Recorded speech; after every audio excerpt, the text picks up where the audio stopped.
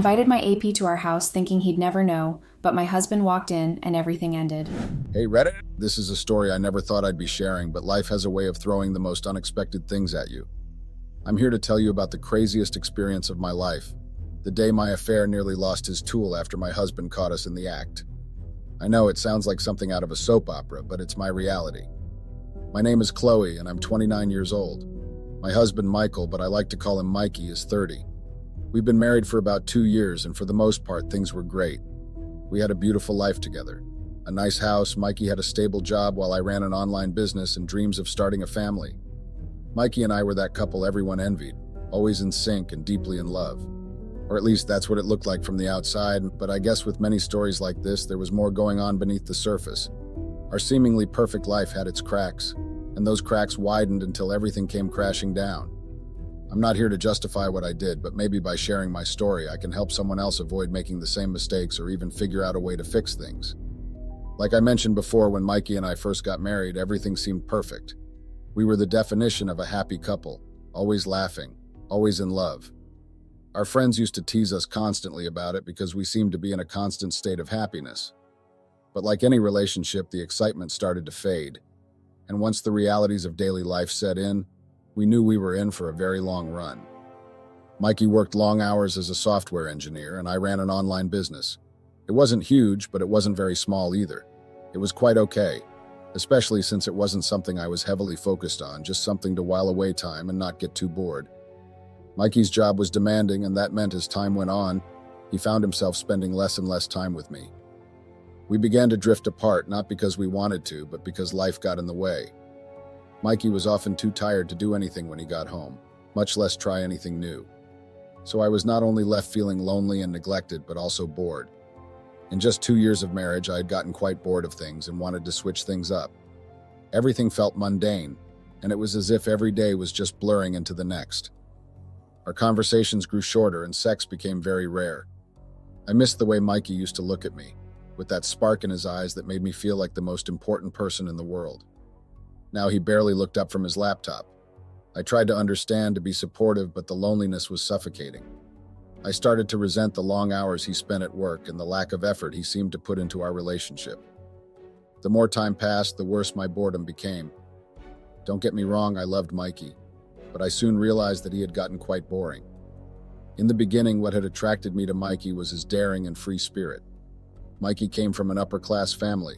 His family was very wealthy. In fact, it had been expected that he would take over the company after his dad. I guess all those expectations, because he was always expected to be this, to be that, to be perfect, made Mikey snap. When I met him, he was adventurous. He had toned down the guest experience in well-bred and posh behavior, and was doing all the things that he hadn't been able to do before. It was that adventurous spirit that drew me to him.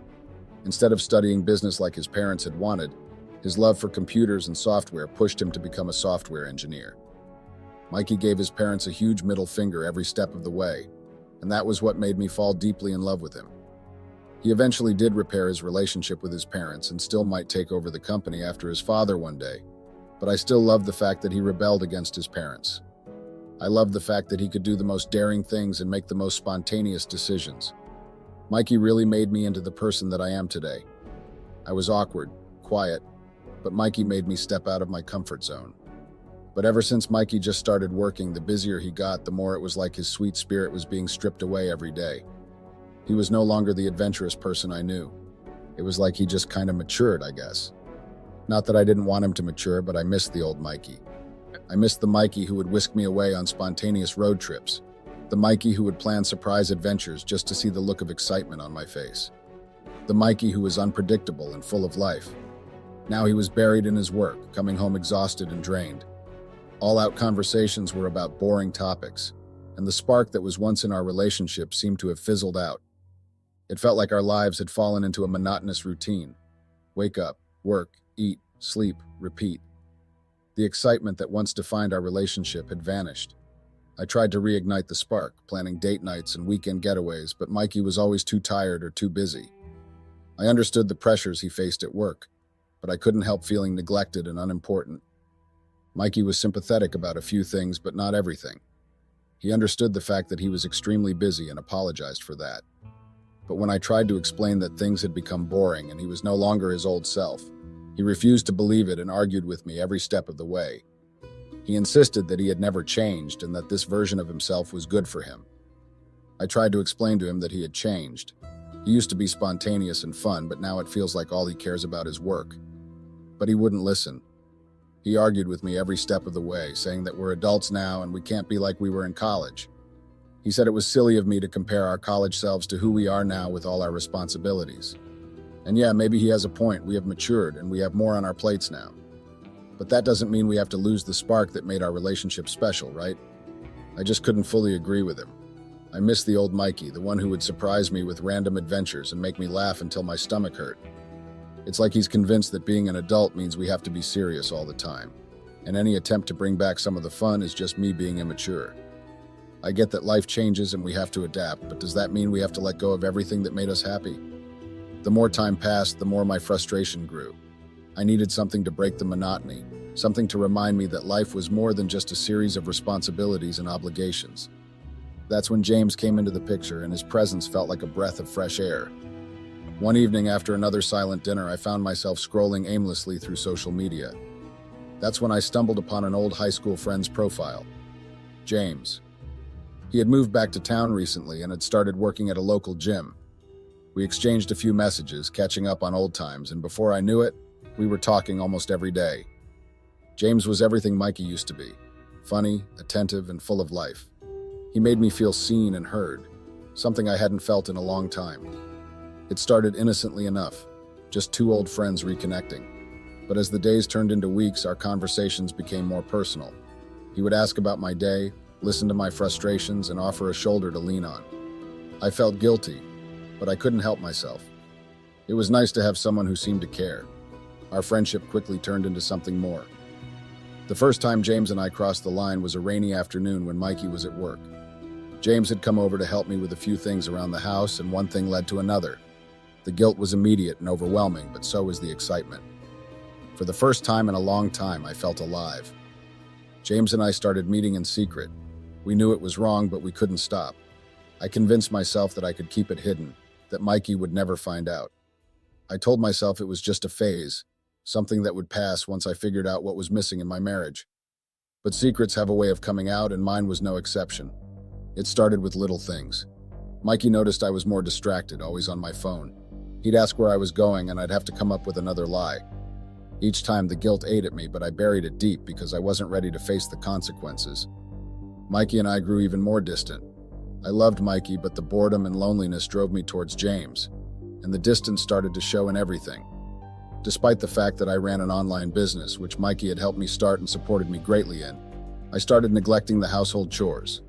I chose to run an online business because, like I have mentioned before, I didn't want to be bored at home. So that meant that most of the chores were my responsibilities while Mikey took care of the bills. It was an arrangement that had always worked for us. Mikey was also very helpful with the chores, as he was even a much better cook than I was, and loved to do things like vacuuming, cleaning, and doing the dishes. So he tended to help me with the dishes, but then I stopped even when he didn't help. I would not do the dishes or even anything in the house. I was either out with James or talking to him on my phone. The neglect wasn't intentional at first. I told myself I was just busy, that the business was taking up more of my time. But deep down, I knew the truth. I was prioritizing my time with James over everything else. I just loved the way he made me feel alive again. Mikey noticed the change, of course. He would come home from work to a sink full of dirty dishes, laundry piled up, and an empty house. I would be out with James, claiming I was meeting a client or attending a business seminar. Mikey's patience, which had always been one of his best qualities, started to wear thin. Our conversations became short and tense. Mikey would ask if everything was okay, and I would brush him off with vague reassurances. The truth was, I didn't know how to fix the growing gap between us. I felt trapped in a cycle of deceit and guilt and unable to break free. Even when Mikey tried to help out more around the house, it didn't change the underlying issue. He would come home and cook dinner, clean up, and try to engage me in conversation, but my mind was always elsewhere. I was either thinking about James or planning our next meeting. Now that I think about it, I guess Mikey's efforts to bridge the gap only highlighted how far apart we had drifted. The day everything fell apart was like any other regular day. Mikey headed off to work, leaving me with the house to myself. It was quiet, nothing unusual at first. Later that afternoon, James came over. Instead of our usual routine of going out somewhere, we decided to hang out at home, which was a bit ironic given the circumstances. We spent a few hours goofing around, just enjoying each other's company and trying to forget the outside world. It felt good, almost normal, until things took a turn. James suggested we go upstairs for some intimacy, and of course I couldn't resist. So James and I decided to head upstairs to the bedroom, and things got intimate pretty quickly. We were so caught up in the moment that we didn't notice anything else. It's crazy to think back on it now, but we were just lost in our own world. Then out of nowhere, my husband's car pulled up, or maybe I heard the front door opening. Honestly, I can't be sure. We probably forgot to lock the door in our excitement, or maybe we were just too wrapped up in what we were doing. Before we knew it, my husband walked right in on us in the bedroom. It was like time stood still for a moment as we all processed what was happening. I was completely exposed, and the shock hit us all at once. I scrambled to cover myself, but the damage was already done. In that crazy moment, as I hurried to cover up and my husband just stood there, James surprised me. Instead of showing any remorse or fear, he sat there on the bed, a smirk playing on his lips. It was a cocky, almost arrogant look, like he thought he was untouchable, like he has all the answers. I couldn't help but think back to how our cheating had pumped up James. Cheating with me seemed to have given him a false sense of confidence, as if he believed my husband wouldn't dare confront him. It was also like he was sizing up my husband. I knew he was probably thinking that he could take my husband in a fight if it came to that. But the truth was, my husband might look slim, but he was no pushover. Back in college, he was a real athlete. He did boxing and all sorts of sports, and he was a regular at the gym. There was a time when no one could beat him in a fight. But because he's not super bulky, people underestimated him. They thought he was weak just because he didn't look like a bodybuilder. They saw his lean build and thought he lacked strength. It was a wrong idea that my husband had dealt with for years, and I had seen firsthand how off base it was. Like I've mentioned to you guys before, my husband was always one to stick it to the man, especially when it came to his parents. They were all about the money and prestige, and they down on anything that didn't bring in the big bucks. So that meant sports in their eyes was just a waste of time unless it made you a millionaire. But my husband, he had a different view. He loved sports, especially boxing, even though his parents thought it was a joke.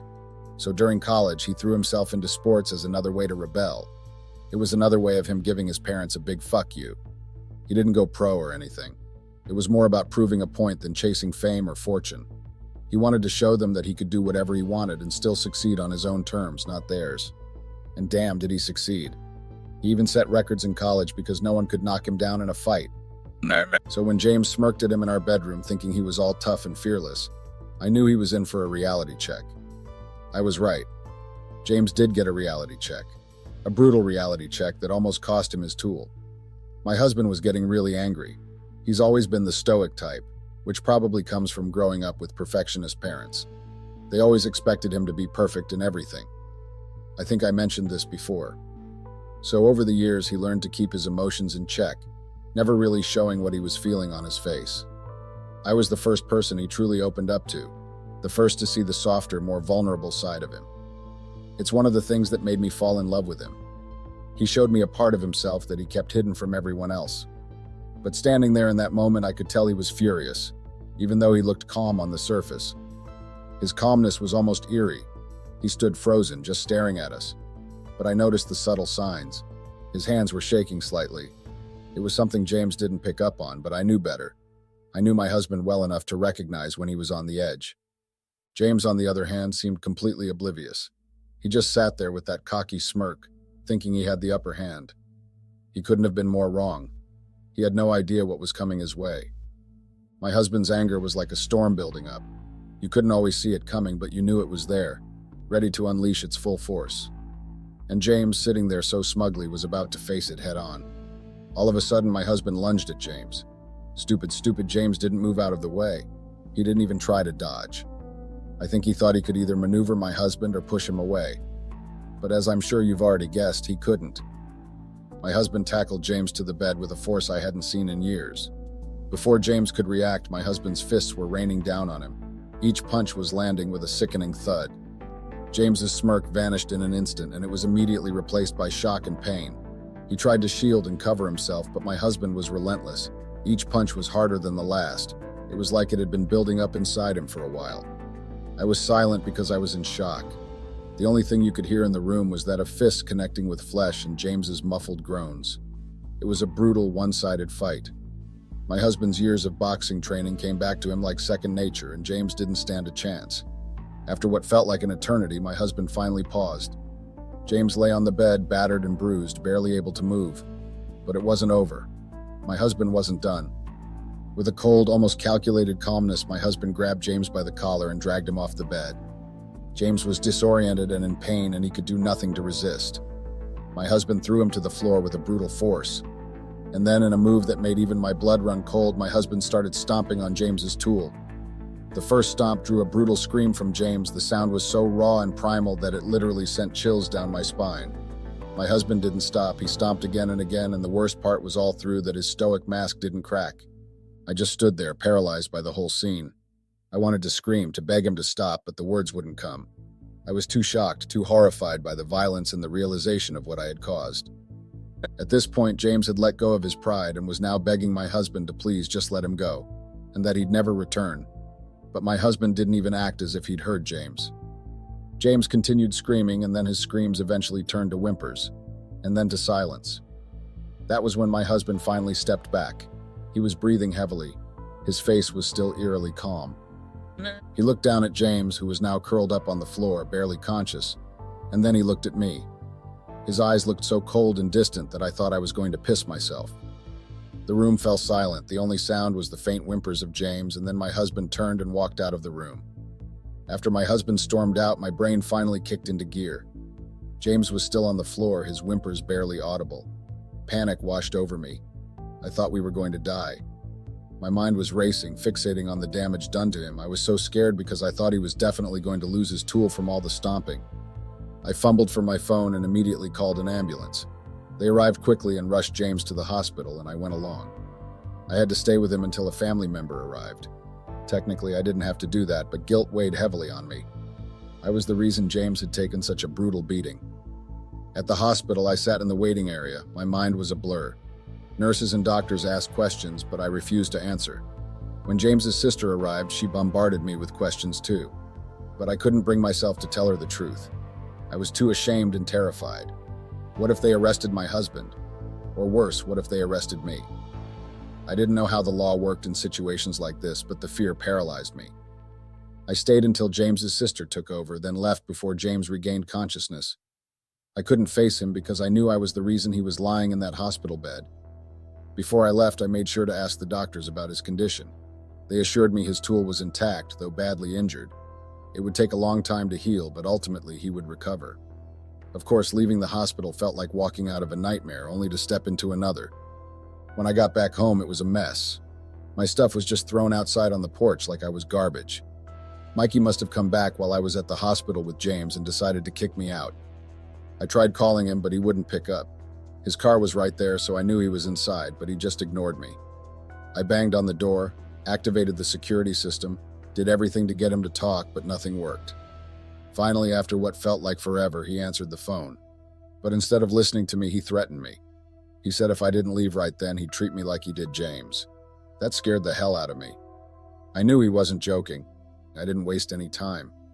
I called an Uber, grabbed my essentials, and hightailed it to my parents' place. It was a rough ride filled with regret and shame for what I'd done. Getting to my parents' house made me feel both relieved and embarrassed. I never wanted to be in this situation, running away from my own mess. And let me tell you, coming to my parents' house felt like facing a judgment day of my own making. They were beyond disappointed. They were horrified when they learned what had transpired between me, Mikey, and James.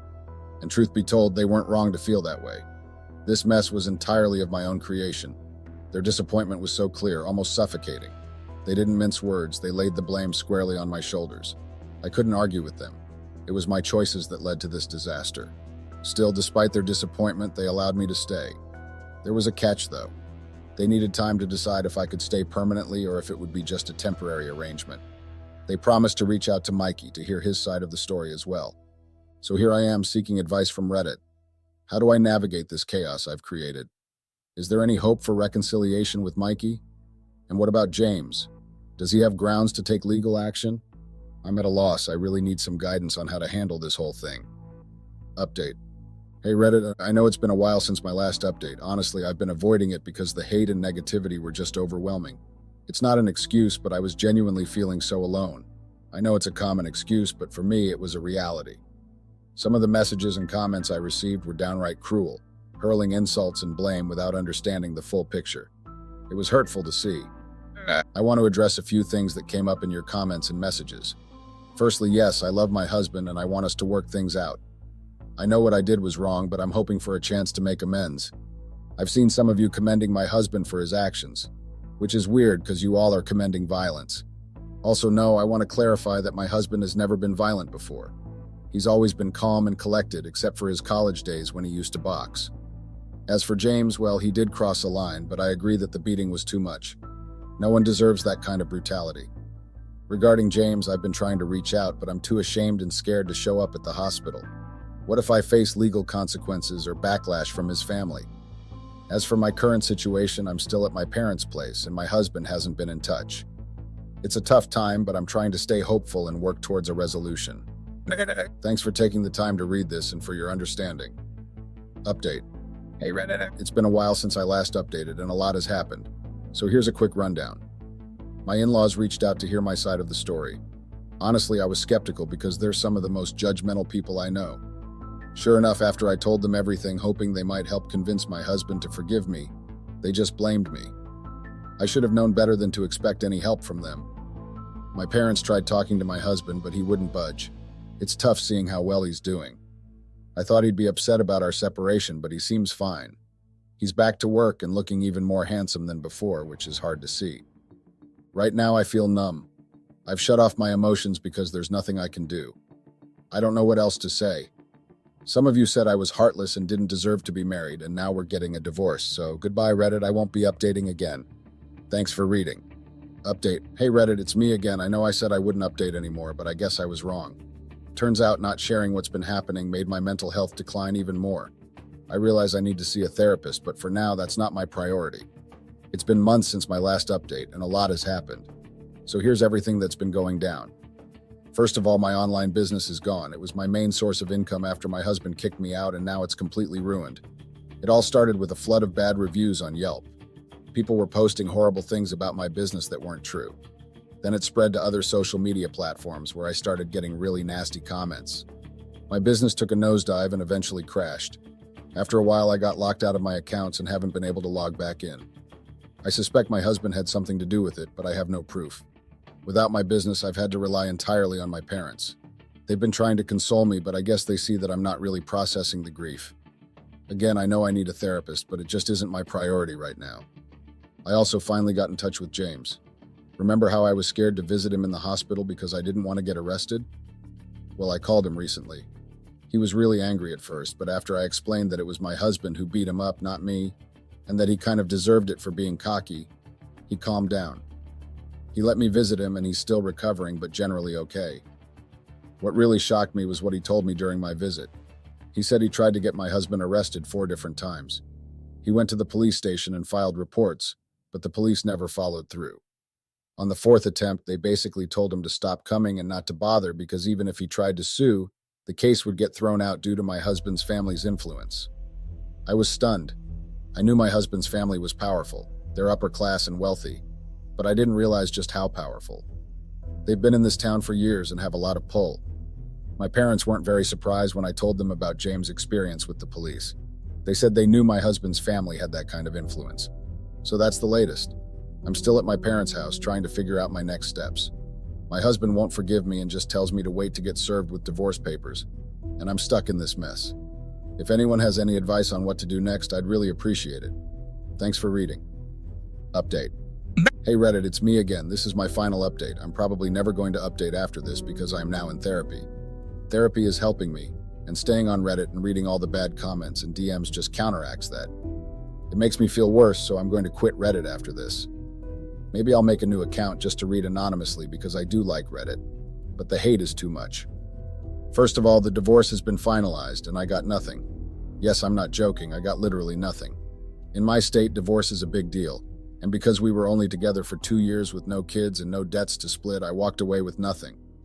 I was working while with my husband, so I wasn't a stay-at-home wife or anything of the sorts. I was disappointed, and so were my parents, but there's nothing else I can do. I'm still at my parents' place, living off them or leeching, I guess. I don't even know what to do next. I'm probably going to need to get a 9-to-5 job because I have no other choice. Starting another online business takes time and dedication, and time is definitely not on my side right now. Maybe I can try again later in the future, but for now I need to focus on getting stable. That's pretty much it. That's all I wanted to say. Goodbye, Reddit. Hi, Reddit. I have always been a big fan of this social media, and so I see it sufficient to post about my situation here, to solicit and get some advice from you guys, and to also share my story. I feel like some people could learn a lot from it, especially those currently cheating or planning to cheat on their partner. I am currently in a very tight spot and need help. My name is Mia, and I am a 30-year-old woman. I've been married to my husband, Ethan, who is a 32-year-old man, for 6 years. We dated for 2 years before getting married. We have 2 kids, Lisa, who is an 8-year-old girl, and Nicholas, who is a 6-year-old boy. We live in South Carolina in the United States. It is a small town, but we are happy with it. My husband grew up here, and his family is quite wealthy and connected here. Ethan and I first met in an escape room LOL. We instantly connected and took to each other like fish to water. There was just a beautiful spark between us. A bunch of years went by since our first date, and you know what? The spark between us is still kicking. I'm crazy about my husband. He gets me, nails the whole dad and husband thing, and goes all out for our kids. Our bedroom action? No complaints there. It's active and awesome. No, we make it a point to squeeze in date nights every weekend we're not drowning in responsibilities. Overall, our married life is like living in a dream. But let's be real, we're far from perfect. He's got stuff I wish he'd tweak, and I've got my own list of changes for me. It's those quirks, though, that make us a perfect mess together. But here's the kicker. There was this small hiccup. I messed up, started cheating. Yeah, it's like this dark cloud hanging over our otherwise kick-ass marriage. I got caught up in something messy at work, and honestly, I can't pinpoint when or how it all went down. All I know is I ended up having a thing with a coworker. It's like this secret I stumbled into without a clear start. It's not like there was some big plan, it just kind of happened. Now I'm stuck dealing with the fallout from it.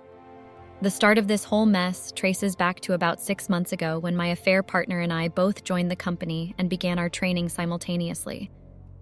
Even in those early days, something felt off. I noticed he was unusually friendly, especially towards me. At first, I brushed it off, thinking maybe he was just a sociable person. The thing is, the more I tried to ignore it, the more he seemed to crank up the friendliness. It became this weird thing of him being extra nice, and me trying my best to downplay it. It was like this unspoken tension building up, creating a strange feeling that I couldn't shake off no matter how hard I tried. Jason, my coworker, was this handsome and sociable guy that everyone at work seemed to adore. He had this reputation as the fun guy, always bringing positive vibes to the office. What puzzled me, though, was his extra effort to be nice to me. It felt like he went out of his way, and I couldn't quite figure out why. Then, after about a month or 2, Jason applied to transfer to my department. Now, that really threw me for a loop. I couldn't wrap my head around why he'd want to switch, especially considering we didn't have any special projects or collaborations. Things got even stranger when we were both at a coworker's wedding. Jason, in his usual outgoing manner, tried to dance with me. I had to put my foot down and refused, explaining that it just didn't feel right or proper given our work relationship. Jason's relentless niceness was like a never-ending loop. Whenever I told him to ease up, he'd apologize. But the very next day, he was right back at it, trying to get close to me. The weird part? I could have easily taken it up with HR, but if I'm being honest, there was a part of me that enjoyed the attention. He had this knack for noticing every little thing about me and showering compliments, especially when I changed up my look. It was a daily routine for him, complimenting me on stuff my own husband wouldn't notice. It felt like I finally had someone acknowledging my existence. To be completely real, I started dressing up at work just to get those compliments from Jason. It became this strange cycle where his attention filled a void, even though I knew deep down it wasn't right. However, the day I finally went all the way with Jason happened during a coworker's birthday party. The workplace had this tight-knit vibe, and we all tended to be quite friendly. Whenever there was a celebration, like this coworker's birthday party, we'd all get invites. The atmosphere was laid back and everyone was having a good time. It was one of those moments where work boundaries blurred and we could just relax. Jason, true to form, was there, and the social setting made it easier for his charm to work its magic. The usual friendly banter took a turn, and before I knew it, I was falling into Jason's trap. At the birthday party, Jason stuck to his routine, giving me a compliment on my appearance that genuinely brought a smile to my face. As the night progressed, the drinks flowed freely, and before I realized it, I was a bit more than tipsy. The details of when things took a turn with Jason are hazy, but what I do remember is that, in the moment, I found myself enjoying it. The aftermath hit me hard the next day, though. I had cheated on my husband. Regret flooded in, and I made a solemn vow to steer clear of Jason. Frustration and anger boiled within me, leading to a heated confrontation where I cursed him out and explicitly told him to stay away. In an attempt to cut ties, I even went ahead and blocked him, attempting to put an end to the situation that had gone out of control. The enjoyment I experienced during that moment with Jason was something I couldn't admit, even to myself. The days that followed were heavy with guilt. I reached a point where I couldn't face the idea of going to work and encountering Jason. In my confusion, I called in sick, using it as an excuse to seeing Jason, as I was still so ashamed and angry. My husband, unsuspecting, had asked about the birthday party. I gave him the edited version, claiming it went on as usual and that I'd gotten a little tipsy. I conveniently left out the part where I got drunk, spent the night there, and sent him a text message explaining that I'd stay over at a friend's place to sober up. When he offered to pick me up, I declined, assuring him everything was fine. In reality, I spent the night with Jason. There was no way my husband would recover from that. Returning to work after those tumultuous days away was a challenge. I attempted to keep my distance from Jason, but that resolve only lasted for a brief period. Within a few days, he was back to being overly friendly, disrupting my efforts to maintain a professional distance. He'd bring me coffee, grab lunch for me during his break, and flash random smiles my way. Attempting to address the situation, Jason assured me it wasn't my fault, but his. He apologized and urged me not to worry, emphasizing that what my husband didn't know wouldn't harm him. His attempts to comfort me was surprising, but what I desperately need.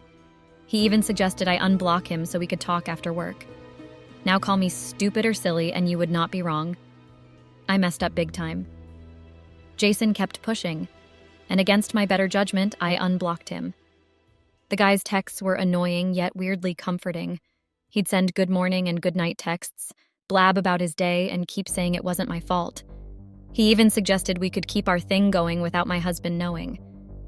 And stupidly, I started buying into Jason's words. His texts, persistent as they were, messed with my head.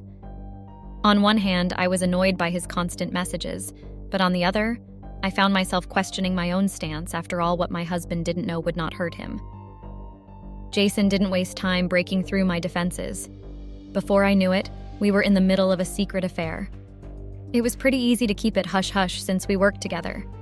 We'd sneak off to the restroom during work hours for our secret meetups. I get it. It sounds dumb now, but in the excitement of it all, I was oblivious to how messed up the whole thing was. To throw my husband off, I cooked up a story about wanting to boost my career, saying I'd be putting in more hours at work. Despite my husband being worried about me stressing out, considering he earned more and could handle our bills, I convinced him not to stress. His higher earnings also meant he had more time for the kids, which became handy. While he played the responsible parent, I used the excuse of working extra hours to chill at Jason's apartment after work. We'd either wait for everyone to clear out before our secret bathroom meetings or just head over to Jason's place. Looking back, it's clear I was tangled up in a mess of lies and messed up priorities. Jason had this knack for making me feel like I was the center of the universe, like I was the only one who truly mattered. I found myself smiling more and getting all pumped up to go to work. Sick days off work became a rarity. My husband noticed my newfound enthusiasm for work and said he was glad I was happy. But he also pointed out the obvious. I was neglecting the kids. He was right, but back then I was oblivious to it all. I started tuning out from parenting responsibilities, leaving all the childcare to my husband. Even when I was home, I'd hole up in our study, pretending to be engrossed in work when, in reality, I was deep into texting Jason. The kids started to voice their complaints, wanting more time with me. I'd brush it off, explaining that mommy had to work. This continued for weeks, and my coworkers began noticing the change. Jason and I were suddenly closer, and I wasn't giving him the cold shoulder anymore. I even went to the extent of leaving my car at home sometimes, so Jason could give me a ride back to his apartment. Looking back, I realize how dumb that was. Anyone could have seen me sitting in Jason's car, lol, and someone did see me, lol. But at the time, I thought it was some romantic move. The whole situation seriously had me wrapped up in a cloud of oblivious choices and misguided notions of romance. There were numerous signs, almost like the universe itself was trying to send me warnings to put the brakes on this whole affair. Looking back, it's clear that these cautionary signals were scattered throughout my journey, yet I foolishly chose to turn a blind eye to them. The first hints appeared in the form of my own guilt, a nagging feeling that should have acted as a red flag. Then there were the moments of hesitation, those brief pauses before responding to Jason's messages when I could have reconsidered my actions. Even my kids' complaints and my husband's concerns served as glaring indicators that something was amiss. As if that wasn't enough, my coworkers started noticing the change in dynamics between Jason and me, and the risky behavior of leaving my car behind just to share a ride with him was a glaring signal. It's almost comical how the universe threw these warning signs my way, and yet, in the whirlwind of emotions, I remained oblivious to the impending storm. It's a realization that hindsight often brings. The universe had been dropping hints, trying to redirect my course.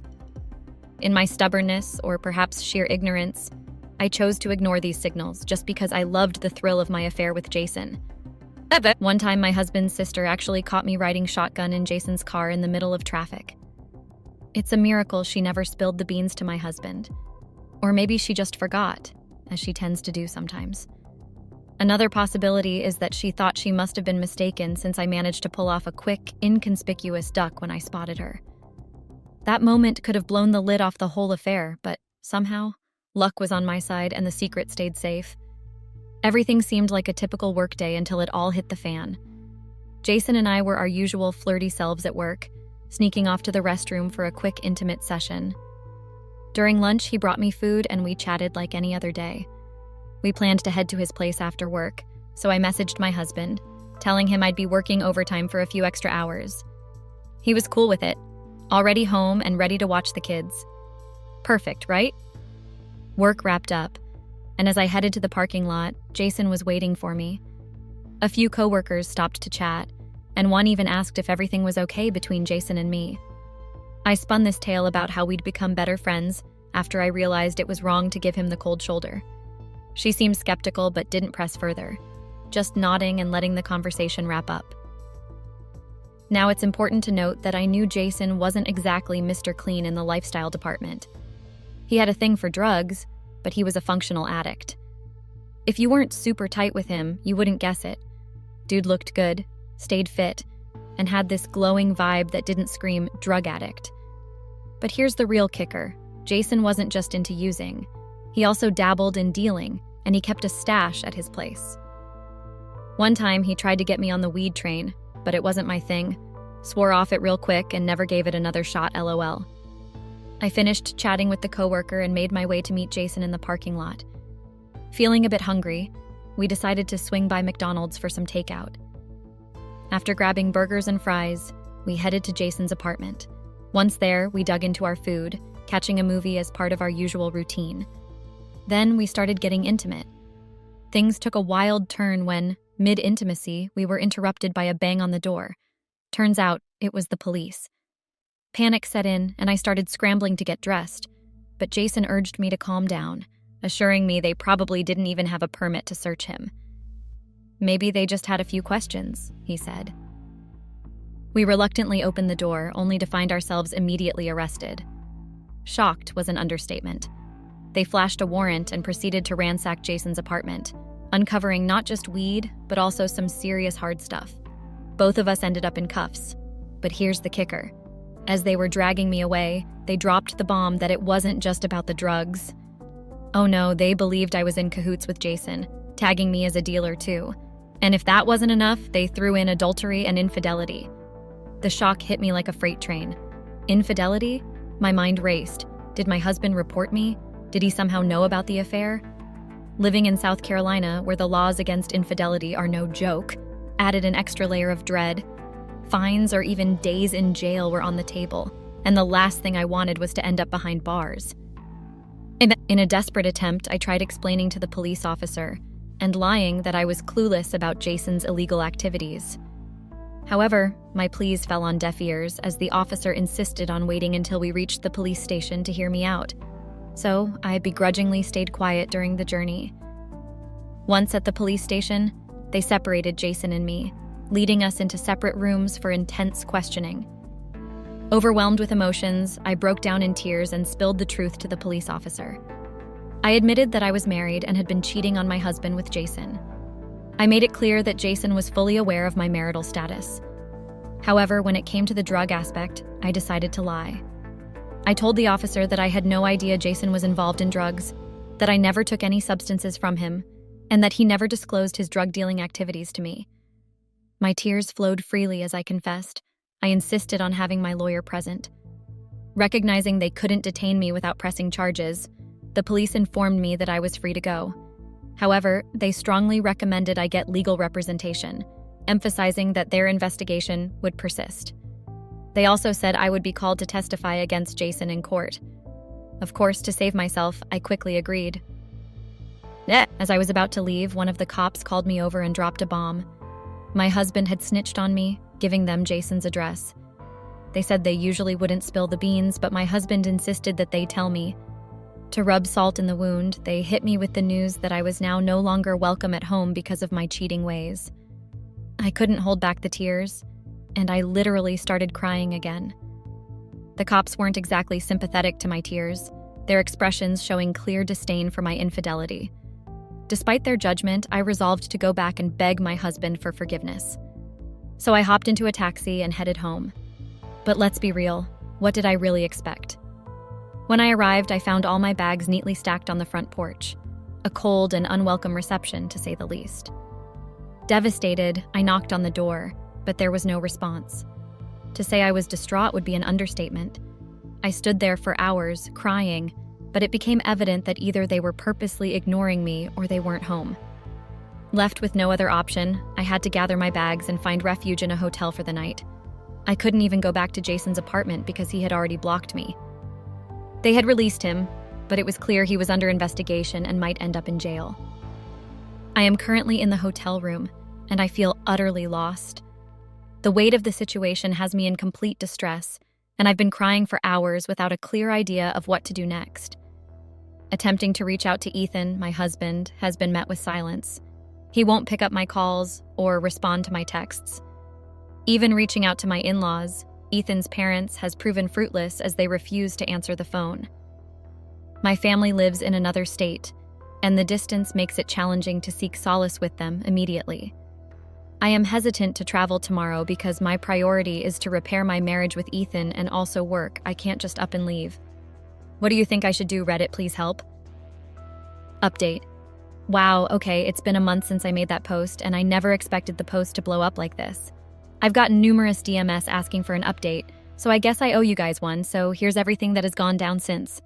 First of all, living in a hotel for a month, no matter how budget-friendly, turned out to be a financial burden. I've had to switch hotels twice in search of more affordable options. On top of this, the heartbreaking reality has set in. Ethan and I are heading for a divorce. After a few weeks of enduring his silence, I reached a breaking point and sent Ethan a heartfelt text, pleading for him to act like an adult and talk to me. Thankfully, he finally relented, breaking the ice and replying to me. We arranged a meeting in a neutral place, a restaurant. It was disheartening to see that he didn't bring the kids, but I understood his need for caution and lack of trust. The entire conversation was gut-wrenching. When he asked me why I had done it, I couldn't come up with a single excuse. The weight of his disappointment was so sad, he told me I had shattered his heart. Ethan revealed that he was the one who called the cops on Jason. I admitted that I knew, as the police had informed me at the station. Ethan explained that he had instructed the cops to tell me because he had initially planned on cutting all ties with me. I couldn't help but wonder how he knew about Jason's drug involvement, but Ethan simply claimed he had sources. When I asked him about discovering my infidelity, he shared that he found out in various ways. He had seen my text messages with Jason and even had screenshots. Additionally, he claimed to have heard it from people in town, including some of my coworkers who had approached him. I was crushed. I couldn't stop the tears. All I could say on repeat was, "I'm so sorry. I love you. I never meant for this to happen." But he wasn't buying it anymore. The trust was gone. Ethan said he wanted a divorce for our mental well-being. I broke down even more because he made it clear he couldn't get past what I did. The lies I fed him only made things worse. He laid it all out, talking about how he handled everything at home, babysitting, taking care of the kids, while I lied about working late, actually spending time with Jason. The mess I created had wrecked my marriage. Ethan laid it into me. He had been the one carrying way more weight, earning more than me, taking on all the responsibilities, and he didn't even mind that. He reminded me of how absent I was from the kids, absorbed in my own world with Jason. Ethan confessed that he had known about it for a while, hoping I would change, but I never did. He admitted that he believed I wouldn't have stopped if he hadn't made the call to the police. It was like a reality check and a wake-up call. Ethan slammed the door on forgiveness and told me it was never happening. He told me divorce papers were coming. He wanted custody of the kids since he had proof of me being absent a lot in their lives. He asked where I was currently staying, and when I told him a hotel, he teased me about crashing in a hotel and questioned why I wasn't bunking with Jason, making me cry even more. He then told me he was taking the money in our joint account. I couldn't complain, it was majorly his money, but he promised to leave me a little to get by for a few weeks. Ethan said he'd shoot me a text when the divorce papers were ready. When I asked about the kids, he assured me we could meet up next weekend. Despite the fact that I had hurt him, he promised not to keep me from seeing them. But he made it clear that fixing things with the kids was on me, as they'd grown distant during my absence. It hurt, but I couldn't deny that Ethan was speaking the truth, and the weight of my own actions hit me hard. After our heart-wrenching conversation, Ethan left. He even footed the bill for our drinks at the restaurant and left the waitress a tip. I'm still waiting for those divorce papers. When they come, I won't put up a fight. I know I deserve every bit of it, and I'll sign them without a single complaint. It's the least I can do after everything that went down. As for Jason, let's just say he's become a ghost in my life. I haven't seen or talked to him in a while, and truth be told, I don't even care about his fate anymore. I'm still expecting a call from the cops, and when the time comes, I'll testify against him without a second thought. That's the whole scoop on what's been going down recently. Appreciate you taking the time to listen. Here's a nugget of wisdom for everyone out there. Steer clear of cheating on your partner. Seriously, it's not worth it. Take a lesson from my missteps, back to square one for me because, well, I made some dumb choices.